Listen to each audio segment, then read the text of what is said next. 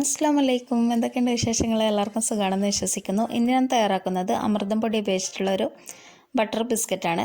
നമുക്കെങ്ങനെയാണ് വളരെ ടേസ്റ്റി ആയിട്ട് വളരെ എളുപ്പത്തിലും ഈ ഒരു ബിസ്ക്കറ്റ് ഉണ്ടാക്കുന്നതെന്ന് നോക്കാം. ഇത് തയ്യാറാക്കാൻ വേണ്ടിയിട്ട് ഞാനിപ്പോൾ ഒരു പാത്രത്തിലേക്ക് 1 കപ്പ് അമൃതം പൊടി ചേർത്ത് കൊടുക്കുന്നുണ്ട്. 1 കപ്പ് അതിൻ്റെ കൂടെ 1 ടേബിൾ സ്പൂൺ കൂടി ഞാൻ എക്സ്ട്രാ ചേർത്തിട്ടുണ്ട്. പിന്നെ ഇതിലേക്ക് ഞാനിപ്പം 1/4 കപ്പ് ഗോതമ്പ് മാവ് കൂടി ചേർക്കുന്നുണ്ട്. ഇത് ഓപ്ഷണലാണ്, താല്പര്യമുള്ളവർ ചേർത്താൽ മതി, നിർബന്ധമില്ല. പിന്നെ ഞാൻ ഇതിലേക്ക് 5 ടേബിൾ സ്പൂണോളം പഞ്ചസാര പൊടിച്ചത് ചേർക്കുന്നുണ്ട്. അമൃതം പൊടി മാത്രമായിട്ട് ചേർക്കുന്നവരാണെങ്കിൽ 1.5 ടേബിൾ സ്പൂണോളം ചേർത്താൽ മതി. പിന്നെ ഞാൻ ഇതിലേക്ക് 2 ടേബിൾ സ്പൂണോളം പാൽപ്പൊടി കൂടി ചേർത്ത് കൊടുക്കുന്നുണ്ട്. അമൃതം പൊടി തന്നെ അത്യാവശ്യം മധുരം ഉണ്ടാവും, അതുകൊണ്ടാണ് അമൃതം പൊടി മാത്രമായിട്ട് ചെയ്യുന്നുണ്ടെങ്കിൽ പഞ്ചസാര കുറച്ചിട്ട് ചെയ്യാം. പിന്നെ ഇതിലേക്ക് ഒരു 1/4 ടീസ്പൂണോളം ബേക്കിംഗ് പൗഡർ കൂടി ചേർത്ത് കൊടുക്കുന്നുണ്ട്.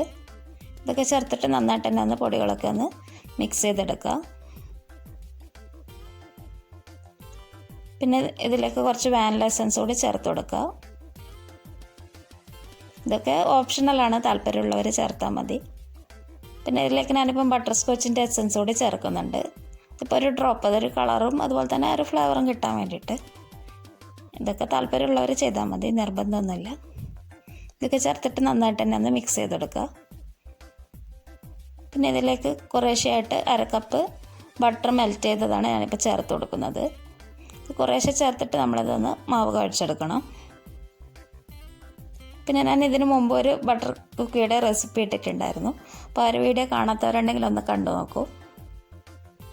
ലിങ്ക് താഴെ ഡിസ്ക്രിപ്ഷൻ ബോക്സിൽ കൊടുക്കാം. ഇതിൽ കുറേശ്ശെയായിട്ട് ഈ ഒരു ബട്ടർ ചേർത്തിട്ട് നന്നായിട്ട് തന്നെ ഒന്ന് കുഴച്ചെടുക്കുക. ബട്ടർ തന്നെ വേണമെന്ന് നിർബന്ധമൊന്നുമില്ല, നമുക്ക് ഡാൽഡ ഉപയോഗിച്ചിട്ടൊക്കെ ചെയ്യാവുന്നതാണ്.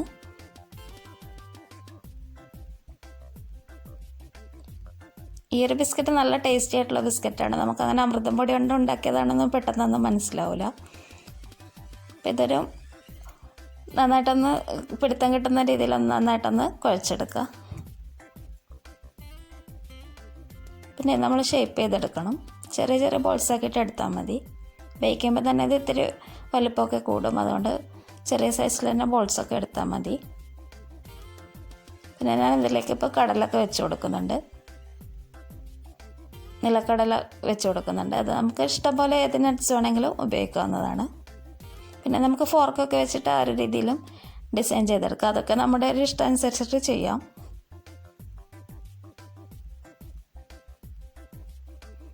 പിന്നെ നമ്മുടെ വീഡിയോസൊക്കെ ഇഷ്ടപ്പെടുന്നുണ്ടെങ്കിൽ എല്ലാവരും ലൈക്ക് ചെയ്യണം. പിന്നെ അതുപോലെ തന്നെ ഞാനിപ്പോൾ വിരൽ ഉപയോഗിച്ചിട്ടും ഡിസൈൻ ചെയ്തെടുക്കുന്നുണ്ട്. അങ്ങനെ മുഴുവനും ചെയ്തെടുത്തിട്ടുണ്ട്. പിന്നെ ഞാനിപ്പോൾ 5 മിനിറ്റ് ഹൈ ഫ്ലെയിമിൽ പ്രീ ഹീറ്റ് ചെയ്ത് വെച്ചിട്ടുള്ള ഒരു പാനിലേക്കാണ് ഇത് വെച്ച് കൊടുക്കുന്നത്. ബട്ടർ പേപ്പറിൻ്റെ മുകളിലാണ് ബിസ്ക്കറ്റ് വെക്കുന്നത്. ഇത് വെക്കുമ്പോൾ ഇത്തിരി സ്പേസ് കൊടുത്തിട്ട് വേണം വെക്കാൻ വേണ്ടിയിട്ട്, അത് ശ്രദ്ധിക്കണം.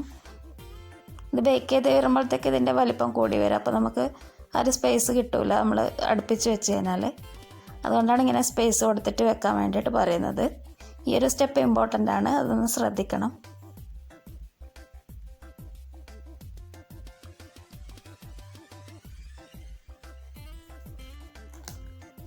ഇനി നമുക്ക് പാൻ അടച്ച് വെച്ചിട്ടൊരു 30 മുതൽ 35 മിനിറ്റ് വരെ ഒന്ന് ലോ ഫ്ലെയിമിൽ ബേക്ക് ചെയ്തെടുക്കാം.